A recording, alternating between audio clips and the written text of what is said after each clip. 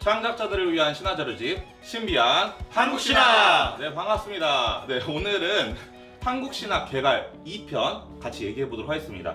근데 연구하면서 어떤 것들을 좀 보고 돌아다니셨던 썰들 있잖아요. 그런 거를 좀 한번 좀 듣고 싶거든요. 저는 대학원 들어오기 전에 네네.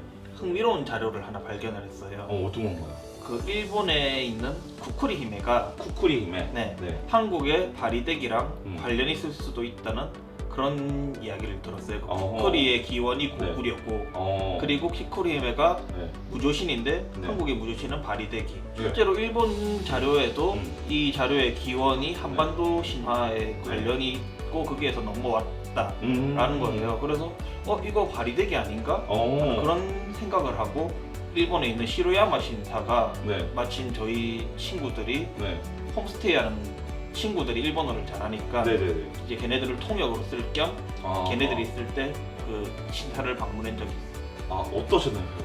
그 바리대기 공주랑 좀 만나요? 신주를 만나가지고 네. 정보를 알아낼 생각이었는데 그냥 알바하고 있는 무녀 한 명만 있고 알바생이다 보니까 네. 그 신화나 그런 거에 대해서 전혀 모르더라고요. 그래가지고 저기에 그 팜플렛 같은 게 있다고 네네네. 거기에 간략한 정보만 있는데 진짜 거기에 있는 정보는 좀 없는 건 아닌데 정말 너무 간략하다. 간략하더라고요. 네네. 너무 간략한 일화들만 딱 나와 있어서 네.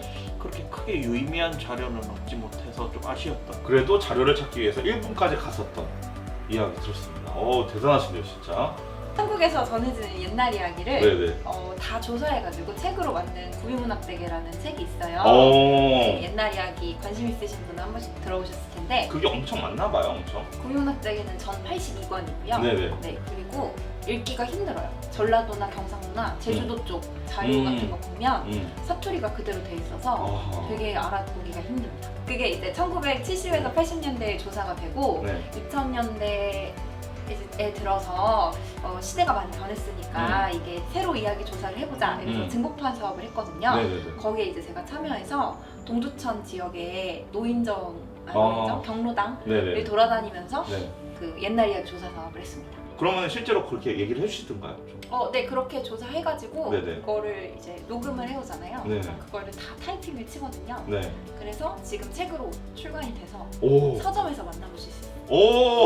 네, 서점에서. 서점에 구비문학 대계라고 치면 되나요? 네, 교원 문고서? 구비문학대계 네네네. 아마 오프라인으로는 네. 찾기가 힘드실 거고 네. 인터넷 좀 그러면 지역별 전승이 좀 다르다, 한국 신화는. 그렇게 제가 좀 들었거든요. 그거에 대해서 좀 얘기를 해주셨으면 좋겠습니다. 남쪽에서는 내륙하고 제주도하고 강원도 이렇게 음. 나뉘고요.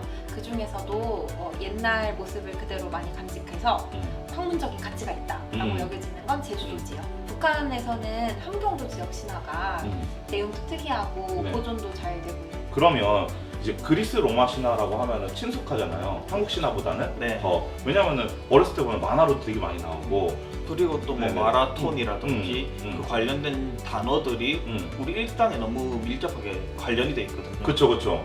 그래서 확실히 그리스 로마 신화는 사람들이 많이 알고 있죠, 한국 신화보다.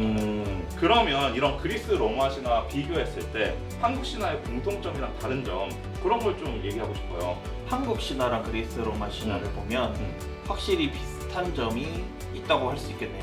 그리스 로마 신화를 이야기할 때 강조했던 게 정말로 인간다운 신이다.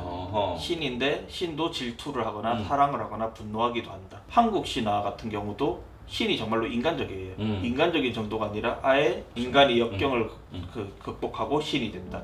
이게 다른 나라에서는 좀 보기 드문 그런 형상이거든요. 그렇기 때문에 이게 공통점이면서도 차이점이라고 할 수 있어요. 너무 신기하네요. 실제로 그리스 로마 신화에서 신은 인간은 절대로 극복할 수 없는 그런 존재로 나와요. 예를 들어 아라크네 같은 경우에는 내가 신보다 아름답게 배를 짤 수 있어. 이 말에다가 범위가 되고. 아이고. 그 신에게는 절대로 인간은 거역할 수 없는 그런 존재로 나온다는 게 그 그리스 로마 신화랑 한국 신화의 차이점이라고 생각해보니까 성경에서도 헤롯이 좀 나와가지고 막 얘기를 하는데 사람들이 저분은 약간 좀 신의 목소리 같아. 그러니까 벌레 먹어가지고 헤롯이 죽고 막 이런 얘기가 있거든요. 그런 것도 있고. 네네네. 신은 절대적이다. 그런 게 있는데 한국 신화에는 신도 원래는 인간이었는데 네. 고난과 역경을 극복하고 신이 되었다 네. 하는 게 그리스 로마 신화와 가장 큰 차이점이라고 할 수 있겠어요. 아, 네, 알겠습니다. 네, 그러면은 저희가 한국 신화 이야기 중에서 연구자님들이 정말 인상 깊었던 거, 그런 게 좀 궁금하거든요. 저는 네. 바리데기 이야기가 가장 인상 깊게 다가왔어요. 교과서로 배울 때는 진짜 재미없었거든요. 재미도 없고 이야기 쓸데없이 길고 네. 제가 그때는 이 이야기보다는 북유럽 신화가 더 재밌어 아, 라고 생각을 했었거든요. 아, 그런데 신성무 선생님 책을 보고 아, 이 이야기 정말 멋있다 라는 생각을 했었거든요. 바리데기 관련 논문을 하나 썼었거든요. 이거를 게임화 시키면 그 여러 가지 유형들을 나눠가지고 그걸 분기점으로 만들고 그 처음에 그 선택하는 거에 따라서 바리데기 유형도 바뀌고 그런 식으로 해서 그 게임화 논문을 문화재진흥원 네. 거기에 논문 투고하는 거에 투고를 했거든요. 거기에서 상을 타게 됐고 오호, 상까지. 오호, 엄청나시네요. 화려한 경력자였습니다. 네. 저는 불행한 얘기 좋아한다 해서 네네. 석사 논문을 썼었는데요. 네. 저는 도랑선비 청정각 씨라고 네네. 결혼했는데 첫날 밤에 신랑이 죽어요. 아이고. 그래서 신부가 신랑 다시 한 번만 만나게 해달라고 진짜 온갖 고생을 다 하거든요. 네. 손에 불 지르고 손에 네네. 구멍 뚫고 음. 고생해서 남편을 만났는데 네. 남편이 나를 다시 만나고 싶으면 집에 돌아가서 목을 매달고 죽어라. 그래서 진짜 그렇게 죽어서 신이 되는 이야기가 있어요. 오. 그래서 남편이 죽어서 신이 된 거예요? 아니에요. 남편은 죽어서 네. 그 아이들을 가르치고 있었는데 아, 예. 근데 나를 다시 만나고 싶으면 너가 죽어서 아, 가라. 네가 죽어라. 아. 그래서 여자가 죽으니까 네. 이제 그 후로는 둘이 같이 신이 됐다. 와. 현실적으로 이제 좀 보면 뭐 네. 조선시대 가부장제나 뭐 연려 이쪽으로 해석하시는 분들도 계신데요. 근데 저는 조금 다른 식으로 보고 싶어서 어떻게? 그러면은 저기 각시가 너무 불쌍하잖아요. 네. 그리고 좀 다른 식으로 해석해가지고 석사 논문을 썼어요. 어떻게? 이야기가 죽은 사람을 이제 위로하는 가까운 사람이 죽었을 때 네. 남은 사람이 어떻게 살아가는가. 아. 각시가 그렇게 힘든 거는 네. 사랑하는 사람 먼저 보내고 이제 슬퍼하는 그런 과정이었고 그런 힘든 생활을 죽음이라는 상징적인 행위? 그러니까 그런 걸 아예 버려야지 새롭게 태어나야지 남은 인생을 살 수 있다. 아. 이런 식으로 좀 해석해가지고 네, 석사 논문을 썼습니다. 그러면 저희가 다음부터는 이제 신화 이야기 해주시는 거잖아요. 네. 그러면은 바리데기 얘기 해주시는 거죠? 네. 아, 네, 알겠습니다.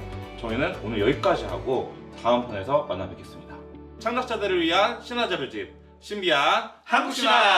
다음번에 뵙겠습니다. 안녕.